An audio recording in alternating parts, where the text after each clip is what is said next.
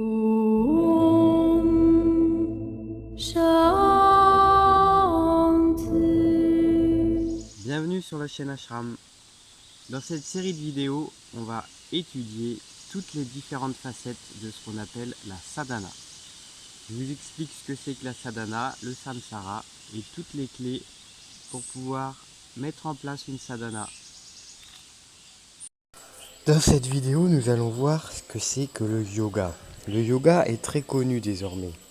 Mais qu'est-ce qu'il est exactement ?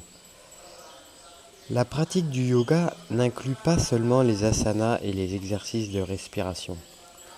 Le fondateur Patanjali Rishi a décrit 8 étapes qu'on appelle yama, niyama, asana, pranayama, pratyahara, dharana, dhyana et samadhi. Les 2 premières étapes sont la purification morale, qui donne un mental pur.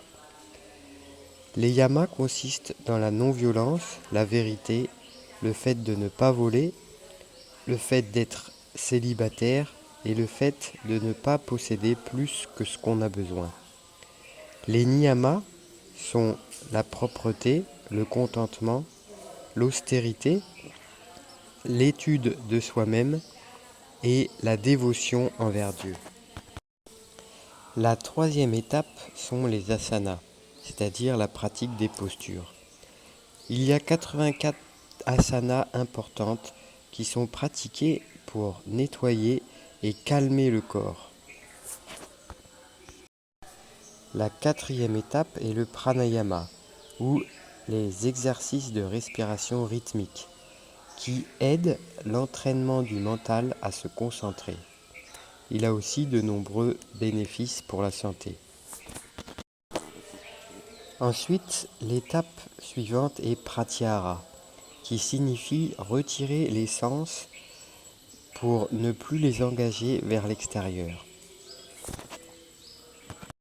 En effet, la nature du mental est d'être sans repos et de toujours se tourner vers l'extérieur. Pour se concentrer sur l'essentiel, on a besoin d'un esprit concentré. Et c'est l'objet de la 6e étape qu'on appelle dharana. Elle demande beaucoup d'efforts car le mental est très indiscipliné. Une fois qu'on a atteint cette étape, dhyana, c'est-à-dire la méditation, vient naturellement.